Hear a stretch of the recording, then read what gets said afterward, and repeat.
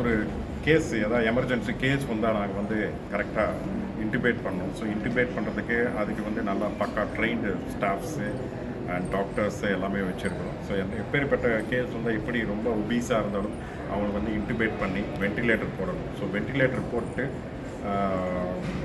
அதுக்கப்புறம் இன்கேஸ் இந்த கண்ணாடி விரியன் பாம்பு கடிச்சு உங்களுக்கு கிட்னி ஃபெயிலியர் வந்துடுச்சுன்னா இமீடியட்டாக வந்து டயாலிசிஸ் பண்ணணும். நைட்டு பேஷண்ட் 2 மணிக்கு வந்தாலும் ஜீரோ டிலே அப்படின்னு சொல்லணும். ஸோ வந்த உடனே நமக்கு இவங்க இப்போ பிளட் ரிப்போர்ட் கூட நாங்கள் பார்க்க மாட்டோம். பட் சம்டைம்ஸ் எங்களுக்கு பார்த்தாவே தெரிஞ்சிடும். ஏன்னா 2வது நாள் வருவாங்க, யூரினே வரல, இல்லை யூரினில் ரத்தம் கலந்து வந்துக்கிட்டு இருக்குது, கை கால் வீக்கம், மூஞ்சி வீக்கம், கண்ணு கீழே வீக்கம் இருக்குது அப்படின்னு தெரிஞ்சாவே நாங்கள் பிளட் ரிப்போர்ட் கூட வெயிட் பண்ண மாட்டோம். ஸோ எவ்வளோ சீக்கிரம் நம்ம டயாலிசிஸ் ட்ரீட்மெண்ட் ஆரம்பிக்கிறோமோ அவ்வளோ சீக்கிரம் அந்த பேஷண்ட்டுக்கு வந்து நல்லது. நம்ம சீக்கிரமாக அந்த டயாலிசிஸ் பண்ணுற நாட்களை வந்து குறைக்கலாம். ஸோ அந்த டயாலிசிஸ் ஃபெசிலிட்டிஸும் இருக்குது. இன்கேஸ் அவங்களுக்கு ஏதாவது இந்த பிளேட்லெட்ஸ் ஏதாவது குறைஞ்சிடுச்சு அப்படின்ட்டு இருந்தால் மூளையில் ரத்த கசிவானா அது எப்படி பார்க்குறதுனா சிடி ஸ்கேன் எடுத்து பார்க்கணும். ஸோ அந்த சிடி ஸ்கேன் டிபார்ட்மெண்ட்டும் 24 hours நாங்கள் இங்கே இயக்கி கொண்டு இருக்கிறோம். அது இல்லாமல் இந்த பாம்பு கடியில் வந்து நிறைய ரத்த கசிவாக கடித்த இடத்துல ரத்தம் சொட்டும். அது இல்லாமல் ஒரு சிலருக்கு மூக்கிலிருந்து ரத்தம் வரும், வாயிலிருந்து வாந்தியில் ரத்தம் கலந்து வரலாம், சளியில் ரத்தம் கலந்து வரலாம், ஸோ இருமலில் வரலாம், கோலையில் வரலாம், ஸோ யூரினில் வரலாம், மோஷனில் வரலாம், எங்கே வேணால் ரத்த கசிவாகும். ஸோ இந்த ரத்த கசிவானால் ரத்தத்துக்கு ரத்தம் தான் கொடுக்கணும். ஸோ இதுக்கு வந்து பிளட் பேங்க் லைசன்ஸ் வாங்குறது தான் ரொம்ப கஷ்டம்.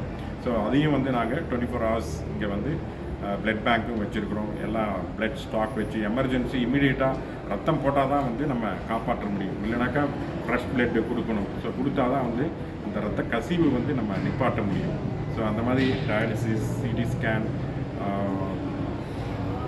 வென்டிலேட்டர்ஸ், பக்கா ஐசியூ செட்டப் அண்ட் வூண்ட் டிப்ரைட்மெண்ட் அப்படின்னு அந்த கடிச்ச இடம் வந்து பார்த்திங்கன்னா கருப்பாயிடும். ஸோ அந்த கருப்பாயிடுச்சுன்னா அதை வந்து சுத்தம் பண்ணுறதுக்கு பிளாஸ்டிக் சர்ஜன் டீம். ஸோ அவங்க வந்து அந்த வூண்டு சைட் எல்லாமே இது பண்ணி கிராஃப்ட் போட்டு இது பண்ணி ஸோ அதுக்கு ஆப்ரேட் பண்ணுற ஸ்கின் எடுத்து போட்டு ஸ்கின் கிராஃப்ட் போடுற வரைக்கும் எங்களுடைய பொறுப்புணர்ச்சி இருக்கிறது.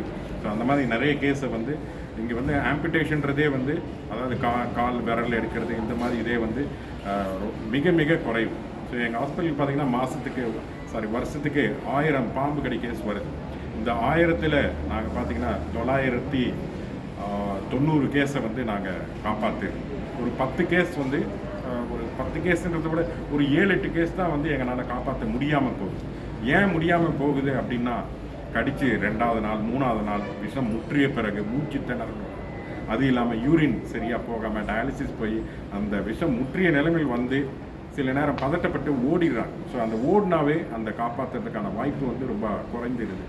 ஸோ அந்த மாதிரி இறக்கிறது தான் ஒரு 1000 கேஸில் ஒரு 7-8 கேஸு தான் வருஷத்துக்கு எங்களுக்கு லாஸ் ஆகுது. ஸோ அதையும் வந்து நாங்கள் சொல்கிறபடி சீக்கிரமாக வந்தாங்கனாக்கா சிம்பிளாக மருந்திலே பாம்பு கடி விஷமுறிவு மருந்திலே சரி பண்ணுறதுக்கான வாய்ப்புகள் இருக்கிறது.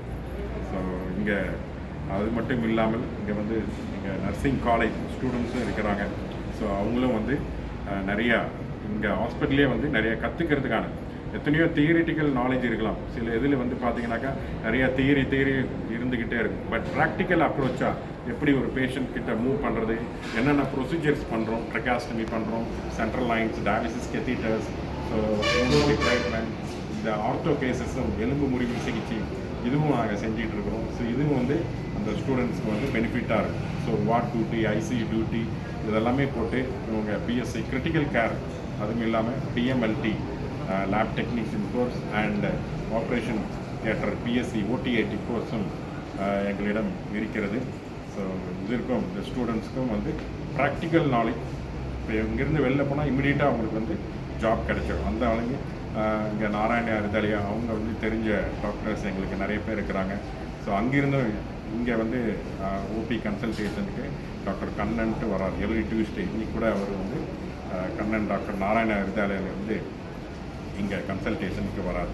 ஸோ ஆகவே மக்கள் நீங்கள் உங்களிடம் இருக்கும் இந்த பாய்சன் கேஸ், பாம்பு கடி கேஸ் ஏதாவது இருந்தால், எங்களது பேர்ன்ஸ் கேஸும் இருந்தால் டிசிஆர் மல்டி ஸ்பெஷாலிட்டி மருத்துவமனைக்கு வெகு விரைவாக வந்தால் வெகு விரைவாக குறைந்த செலவில் நாங்களும் உங்களை ரெடி செய்து தருகிறோம் என கூறி விடைபெறுகிறேன். நன்றி, வணக்கம். சார், அந்த டேஸ்ட்டு 1-2 சாப்பிட்றாங்க இல்லையா, அதை பற்றி சொல்லுங்கள் சார்.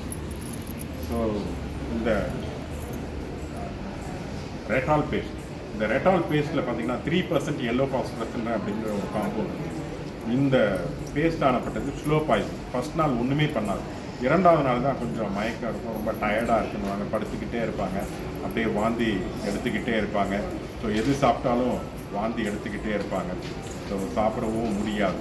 ஸோ இந்த பேஸ்ட் ஆனப்பட்டது உச்சந்தலை முதல் உள்ளங்கால் வரைக்கும் அனைத்து உடல் உறுப்புகளுக்கும் பாதிப்பு ஏற்படுத்துகிறது.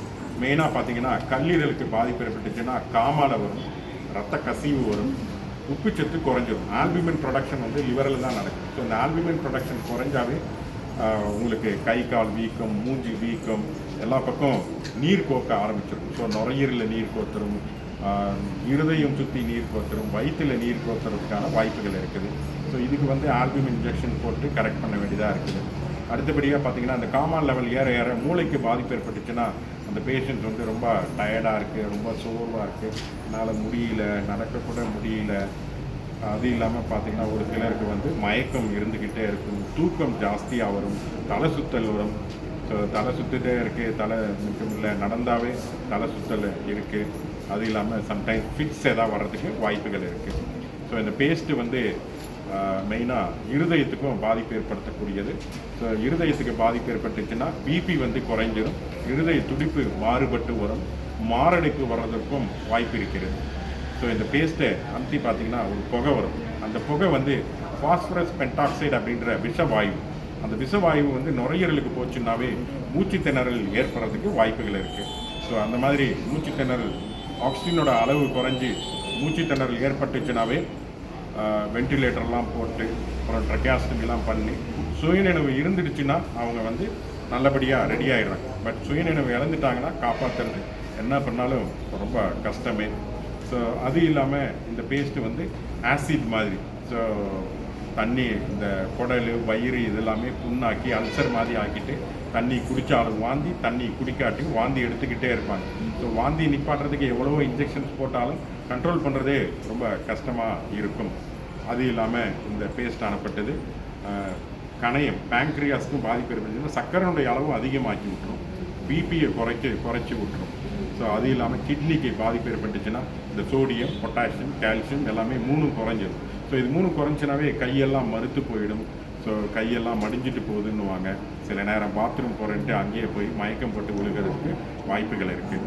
ஸோ ரத்தத்தில் இருக்கிற தட்டணுக்கள், வெள்ளை அணுக்கள், ஸோ இந்த ஹீமோகுளோபின் லெவல் இது எல்லாமே குறைவதற்கு வாய்ப்பு இருக்கிறது. ஸோ இந்த பேஸ்ட்டு வந்து சாப்பிட்டாங்கனாக்கா, அதுவும் டைரெக்டாக சாப்பிட்டா இதனுடைய தாக்கம் வந்து ஜாஸ்தியாக இருக்குது. ஸோ இதே சம்டைம்ஸ் ஏதோ சாதத்தில் கலந்து சாப்பிட்றப்ப அந்த புகை போனதுக்கப்புறம் சாப்பிட்டாங்கன்னா அதனுடைய பவர் குறைவதற்கு வாய்ப்பு இருக்கிறது. அதே மாதிரி தண்ணியில் கலந்தாங்கனாக்கா, கலந்து கொஞ்சம் நேரம் வச்சுருந்தாங்கன்னா அந்த புகை போனதுக்கப்புறம் சாப்பிட்டாங்கன்னா அந்த தப்பிக்கிறதுக்கான வாய்ப்பு இருக்குது. இந்த டைரெக்டாக சாப்பிட்றதே வந்து மிக உயிர்கொல்லி மருந்தாகும் இந்த எலி பாசனம். சில நேரம் 2வது நாள் 3வது நாள்லாம் சில நேரம் வந்தால் கூட காப்பாற்றுறது மிக மிக கடினமே. ஸோ ஆகவே இந்த ரெட்டால் பேஸ்ட் சாப்பிட்டு இருந்தால் சில பேர் சாப்பிட்டு சொல்லவே மாட்டேன்றாங்க. அது சாப்பிட்றப்ப ஸ்வீட்டாக தான் இருக்கும், ஒன்றும் தெரியாது. சில பேர் ஒரு நாள் ஒரு பேஸ்ட் சாப்பிட்றான், திருப்பி ஆனால் ஒன்றுமே ஆக மாட்டேங்குது, மறாத இன்னொரு பேஸ்ட் சாப்பிட்றோம். ஸோ அந்த மாதிரி சாப்பிட்டவங்களும் காப்பாற்றுறது ரொம்ப ரொம்ப கஷ்டம். பட் அப்படி இருந்தும் நாங்கள் வந்து காவ்யாஸ்ரீன்ற ஒரு பேஷண்ட்டு ரொம்ப 8 நாள் கழித்து வந்தான். ஸோ அந்த பொண்ணு வந்து கடைசியில் 45 நாள் இங்கே வச்சுருந்து நாங்கள் காப்பாற்றி கொடுத்தோம். ஸோ அந்த மாதிரி கொஞ்சம் சீக்கிரமாக வந்தால் சிம்பிளாக நாங்கள் ரெடி பண்ணிடலாம். கொஞ்சம் லேட் இதாக வந்தால் தான் கொஞ்சம் டைரெக்டாக சாப்பிட்றவங்களுக்கு இங்கே பிளாஸ்மாஃபெரிசிஸ் அப்படின்ற ட்ரீட்மெண்ட் இருக்குது. இந்த பிளாஸ்மாஃபெரிசிஸில் அவங்களுடைய ரத்தத்தில் ஒரு பாதியான இந்த பிளாஸ்மாவை எடுத்து கீழே கொட்டிட்டு புதுசாக 4 பேர்கிட்ட இருந்து ரத்தம் வாங்கி அவங்க ரத்தத்தில் இந்த பிளாஸ்மாவை பிரித்து இவங்க உடம்பில் செலுத்துறது மூலமாக இந்த ரெட்டால் பேஸ்டின் ஆதிக்கத்தை குறைப்பதற்கான வாய்ப்பு இருக்கிறது, காமாலை குறைப்பதற்கான வாய்ப்பு இருக்கிறது. ஸோ இதெல்லாம் தாண்டி அவர்கள் பிழைப்பதற்கு ஆண்டவனின் அருள் இருக்க வேண்டும், அவர்கள் தலையெழுத்தும் நன்றாக இருக்க வேண்டும். ஆகவே ரெட்டால் பேஸ்ட் சாப்பிட்டால் உடனுக்குடன் ட்ரீட்மெண்ட் எடுத்தால் தப்பிப்பதற்கான வாய்ப்பு இருக்கிறது. 2 நாள் ஸ்லோ வந்தாங்கன்னாவே காப்பாற்றுவதற்கு கஷ்டம் என கூறி விடைபெறுகிறேன். நன்றி, வணக்கம்.